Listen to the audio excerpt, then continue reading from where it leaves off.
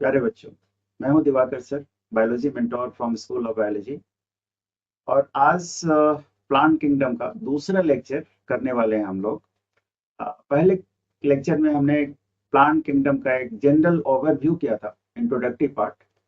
आज kingdom Plantae का पहला फाइलम या डिवीजन स्टार्ट करेंगे, जिसका नाम है एल्गी। तो बेटा, एल्गी की स्टडी को हम क्या बोलते हैं? फाइकोलॉजी। जैसे फंजाई की स्टडी को हम माइकोलॉजी बोलते हैं, तो एल्गी की स्टडी को हम क्या बोलते हैं? फाइकोलॉजी। तो आइए एनसीईआरटी के लाइनों को समझने की कोशिश करते हैं, हर पॉइंट को समझने की कोशिश करते हैं और सीधे चलते हैं एनसीईआरटी के पीडीएफ पर। तो आपके सामने एनसीईआरटी का पीडीएफ खुला हुआ है। तो देखो, हमने बहुत सारी लाइनों को अंडरलाइन कर रखा है और यही इंपॉर्टेंट है और इन सारी बातों को हमें समझना है। तो एल्गी के बारे में जैसे आप सभी जानते हो कि chlorophyll bearing plant. Chlorophyll bearing plant है तो ऑब्वियसली वो क्या होगा? ऑटोट्रॉपिक होगा, वो अपना फूड खुद बनाता है। थाइलॉइड का मतलब क्या होता है? थाइलॉइड का मतलब होता है कि सिंपल, इसका जो प्लांट का जो बॉडी होता है एल्गी का, वो सिंपल होता है। मतलब सिंपल बॉडी, जिसमें body is not differentiated into root, stem and leaves. तो ऐसे बॉडी को हम थाइलॉइड स्ट्रक्चर कहते हैं। एल्गी मोस्टली एक्वेटिक होते हैं, दोनों ही तरह के पानी में, फ्रेश वाटर में एंड मेरीन वाटर, दोनों में ये प्रेजेंट होते हैं। दूसरा है कि इनका जो हैबिटेट, वेराइटीज ऑफ हैबिटेट, जैसे मॉइस्ट, मतलब एल्गी को ग्रो करने के लिए मॉइस्ट कंडीशन जरूरी है। तो मॉइस्ट स्टोन्स पर ये ग्रो कर सकते हैं, सॉइल पर ग्रो कर सकते हैं, वुड पर ग्रो कर सकते हैं, लेकिन सबका मॉइस्ट होना जरूरी है। एल्गी कुछ ऑर्गेनिज्म के साथ सिम्बायोटिक एसोसिएशन भी शो करता है। तो सिम्बायोटिक एसोसिएशन किसको हम बोलते हैं? सिम्बायोटिक एसोसिएशन जिस एसोसिएशन से दोनों को फायदा हो, उसको हम सिम्बायोटिक एसोसिएशन कहते हैं। तो एक सिम्बायोटिक एसोसिएशन लाइकेन के साथ करता है, जो फंजाई के साथ करता है। फंजाई और एल्गी के एसोसिएशन को लाइकेन कहते हैं, जिसके बारे में हमने ऑलरेडी बायोलॉजिकल क्लासिफिकेशन चैप्टर में हमने डिस्कस कर रखा है कि दोनों को क्या एक दूसरे से फायदा होता है। लेकिन यहाँ पर एक और सिम्बायोटिक एसोसिएशन की बात की है एनसीईआरटी में, कि ये कुछ एनिमल जैसे स्लॉथ बियर के साथ भी सिम्बायोटिक एसोसिएशन करता है। तो यहाँ पर बच्चों को अक्सर कंफ्यूजन होता है कि स्लॉथ बियर के साथ एल्गी क्या एसोसिएशन करेगा। तो आइए इसे समझते हैं। क्योंकि बेटा, स्लॉथ बियर बियर है, तो ऑब्वियसली इसके हेयर बड़े बड़े होते हैं। तो ये क्या करता है कि अपने हेयर को मॉइस्ट करके रखता है ना पानी में। जैसे उसने डुबकी लगा दी तो क्या होगा? कंडीशन, हेयर क्या हो जाएगा? मॉइस्ट हो जाएगा। इस मॉइस्ट हेयर पर एल्गी ग्रो कर जाते हैं। एल्गी अलग अलग कलर का होता है, red algae, green algae, brown algae. तो ये एल्गी ग्रो कर जाता है। तो एल्गी के ग्रो करने के कारण जो स्लॉथ बियर का अपना नेचुरल कलर है वो चेंज हो जाता है। तो इसके जो प्रेडेटर होते हैं ना, वो प्रेडेटर उसको वो चकमा दे देता है। प्रेडेटर को लगता है कि तो कोई और ऑर्गेनिज्म है। तो स्लॉथ बियर अपने को प्रेडेटर से बचा लेता है एल्गी के हेल्प से, तो उसे फायदा हो रहा है। बदले में एल्गी को क्या फायदा हो रहा है? एल्गी को मॉइस्ट कंडीशन मिल रहा है अपना फूड बनाने के लिए। वाटर तो रिक्वायर्ड है ना फूड बनाने के लिए। तो देख रहे हो कि इस तरह के एसोसिएशन से दोनों को फायदा होता है। तो जो पहला पैराग्राफ था, इसमें हमने क्या पढ़ा? एल्गी के डिफरेंट हैबिटेट के बारे में। अब दूसरा है कि इसके फॉर्म एंड साइज के बारे में देखते हैं। दूसरा जो पैराग्राफ है, फॉर्म एंड साइज के बारे में। फॉर्म एंड साइज एल्गी का काफी वेरिएबल होता है। एक एग्जाम में अक्सर जो क्वेश्चन आता है, कॉलोनियल एल्गी का नाम बताए। कॉलोनियल एल्गी का नाम क्या है? वॉल्वस। फिलामेंटस एल्गी का नाम क्या है? Ulothrix and Spirogyra. ये दोनों फिलामेंटस है, फिलामेंट की तरह होते हैं, इस तरह से। कॉलोनियल फॉर्म का नाम क्या है? वॉल्वस। और कुछ एल्गी जो है वो बहुत ह्यूज साइज के होते हैं। ये ब्राउन एल्गी होते हैं, जिसको हम ह्यूज साइज के ब्राउन एल्गी को क्या बोलते हैं? केल्प। केल्प। और सबसे बड़ा जो केल्प होता है वो मैक्रोसिस्टिस होता है ना। ये सबसे बड़ा केल्प। मैक्रो का मतलब ही होता है ह्यूज साइज का, लार्ज साइज का। ये काफी बड़ा होता है। तो दूसरा जो पैराग्राफ था एल्गी का, वो किसके बारे में था बेटा? ये उसके फॉर्म एंड साइज के बारे में था। तीसरा और जो सबसे इंपॉर्टेंट पार्ट होता है किसी भी प्लांट ग्रुप में या एनिमल ग्रुप में, वो है रिप्रोडक्शन। तो एल्गी का जो मोड ऑफ रिप्रोडक्शन है वो एक तो वेजिटेटिव है। वेजिटेटिव मोड ऑफ रिप्रोडक्शन में क्या आता है? फ्रेगमेंटेशन। दो पार्ट में बढ़ गया, और दोनों पार्ट से एक एक एल्गी बन गया। तो इसको वेजिटेटिव रिप्रोडक्शन कहते हैं। एसेक्सुअल रिप्रोडक्शन बोला जाता है स्पोर को, एसेक्सुअल स्पोर को। और एल्गी में जो सबसे कॉमन स्पोर होता है वो ज़ूओस्पोर होता है। ज़ूओस्पोर मतलब जिसमें फ्लैजिला लगा होगा, मोटाइल होगा, ये एल्गी का सबसे कॉमन स्पोर है, ज़ूओस्पोर। सिर्फ रेड एल्गी के जो होते हैं ना, रेड एल्गी के जो स्पोर्स होते हैं वो नॉन मोटाइल होते हैं, उसमें फ्लैजिला नहीं होता है, तो एक्सेप्शन के तौर पर आप रख सकते हैं। लेकिन एल्गी का जो सबसे कॉमन एसेक्सुअल स्पोर है वो ज़ूओस्पोर है। ठीक है, फिर आते हैं सेक्सुअल रिप्रोडक्शन, है ना। 3 टर्म हमने पहले भी डिस्कस कर रखा है, आइसोगेमी, एनाइसोगेमी और ओगेमी। एल्गी में ये तीनों ही होता है। आइसोगेमी, आइसोगेमी का मतलब क्या है? Similar shape and size. अब यहाँ पर जो आइसोगेमी है ना वो दो तरह से होता है। एक है isogamy with the help of flagellated and motile gamete. इसका एग्जांपल है यूलोथ्रिक्स। फ्लैजिलेटेड है, सिमिलर एंड साइज के हैं, सिमिलर शेप एंड साइज के हैं और मोटाइल है, तो यूलोथ्रिक्स हो गए। लेकिन ये फिलामेंटस फॉर्म का एग्जांपल हमने बताया था। लेकिन एक और फिलामेंटस फॉर्म होता है स्पाइरोगायरा, इसमें आइसोगेमी तो होता है, मतलब गैमेट का शेप एंड साइज सिमिलर है, लेकिन फ्यूजिंग गैमेट जो होते हैं वो नॉन फ्लैजिलेटेड होते हैं। यही डिफरेंस है यूलोथ्रिक्स और स्पाइरोगायरा में। तो क्या डिफरेंस है? सिमिलैरिटी क्या है? दोनों आइसोगेमी शो करते हैं। डिफरेंस क्या है? एक फ्लैजिलेटेड गैमेट से करते हैं और एक नॉन फ्लैजिलेटेड गैमेट से करते हैं। फ्लैजिलेटेड गैमेट वाले का एग्जांपल क्या हो गया? यूलोथ्रिक्स। और नॉन फ्लैजिलेटेड गैमेट वाले का नाम क्या होगा? स्पाइरोगायरा। और एक तीसरा बचता है oogamie, है ना, जो oogamie, तो oogamie का एग्जांपल है वॉल्वक्स एंड फ्यूकस। तो oogamie में अब पहले भी हमने ये सारे टर्म्स डिस्कस कर रखे हैं, जिसमें मेल गैमेट जो है वो मोटाइल होता है, छोटे साइज का होता है, और जो फीमेल गैमेट है वो नॉन मोटाइल होता है और बड़े साइज का होता है।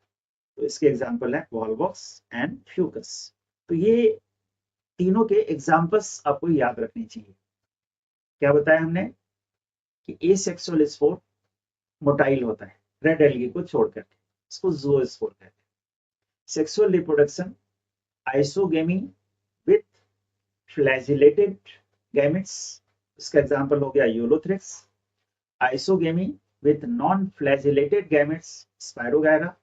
और ओगेमी वॉल्वॉक्स एंड फ्यूकस, है ना। ये दोनों, वॉल्वॉक्स जो है वो कॉलोनियल एल्गी का एग्जांपल है, फ्यूकस जो है वो ब्राउन एल्गी का एग्जांपल है। ये हुआ सेक्सुअल रिप्रोडक्शन, एसेक्सुअल रिप्रोडक्शन और वेजिटेटिव रिप्रोडक्शन के बारे में। एक चीज जो एनसीईआरटी में नहीं दी हुई है, लाइफ साइकिल। थोड़ा सा ब्रीफ में, बहुत डिटेल में तो नहीं करना है, लेकिन इससे क्वेश्चंस आ सकते हैं, तो थोड़ा सा हमें वो प्रिपेयर रहना चाहिए। बेटा आप जैसे जानते हो ना कि प्लांट दो तरह के होते हैं, स्पोरोफाइट और गैमेटोफाइट। तो एक सवाल तो यहीं से आता है कि कौन सा ऐसा प्लांट ग्रुप है जिसमें स्पोरोफाइट नहीं होता। तो उसका एग्जाम्पल है एल्गी। एल्गी में स्पोरोफाइटिक जनरेशन नहीं होती। तो कौन सा प्लांट होता है? Gametophytic plant. गैमेटोफाइटिक प्लांट की प्लॉइडी क्या है? एन है, एन है। तो गैमेटोफाइट को गैमेटोफाइट कहते क्यों है? क्योंकि वो गैमेट्स बनाता है। तो गैमेट भी क्या होंगे? गैमेटोफाइट खुद भी यदि हैप्लॉइड है तो गैमेट भी तो हैप्लॉइड ही बनाएगा, माइटोसिस से बनेगा गैमेट। तो मेल एंड फीमेल गैमेट भी क्या होंगे? हैप्लॉइड होंगे। ठीक है। अब ये गैमेट बनाने वाला जो स्ट्रक्चर है, यहाँ पर इसके बारे में हमने लिख दिया है कि एल्गी में मेल गैमेट बनाने वाले स्ट्रक्चर को एंथ्रीडियम कहते हैं और फीमेल गैमेट बनाने वाले स्ट्रक्चर को ओगोनियम कहते हैं। मेल एंड फीमेल गैमेट बनाने वाले स्ट्रक्चर को। दूसरी बात यह है कि पूरे प्लांट किंगडम में जो सेक्स ऑर्गन होता है ना, एल्गी में वो यूनिसेलुलर होता है, बाकी सारे प्लांट ग्रुप में वो मल्टी सेलुलर होता है। ये याद रखना जनरल, कि एल्गी का जो सेक्स ऑर्गन होता है वो एक सेल का बना होता है, यूनिसेलुलर। मेल ऑर्गन को क्या बोलते हैं? एंथ्रीडियम। फीमेल ऑर्गन को क्या बोलते हैं? ओगेनियम। बाकी जितने भी ग्रुप हैं प्लांट किंगडम के, सब में रिप्रोडक्शन सेक्स ऑर्गन जो होता है वो मल्टी सेलुलर होता है। तो ये हो गया। तो गैमेट, गैमेटोफाइट ने क्या बनाया? गैमेट बनाया, मेल एंड फीमेल गैमेट बनाया। फर्टिलाइजेशन हुआ तो क्या बना? जाइगोट। बाकी के प्लांट ग्रुप में हमने ये बात रिप्रोडक्शन इंट्रोडक्शन वाले चैप्टर में भी आपको बताया था कि एल्गी जो है, एल्गी में एम्ब्रियो नहीं बनता। बाकी सारे प्लांट ग्रुप को एम्ब्रियोफाइट कहते हैं। क्यों बोलते हैं? क्योंकि एम्ब्रियोफाइटा इसलिए बोलते हैं कि वो एम्ब्रियो में बदलता है। एम्ब्रियो किससे बनता है? एम्ब्रियो जाइगोट से बनता है।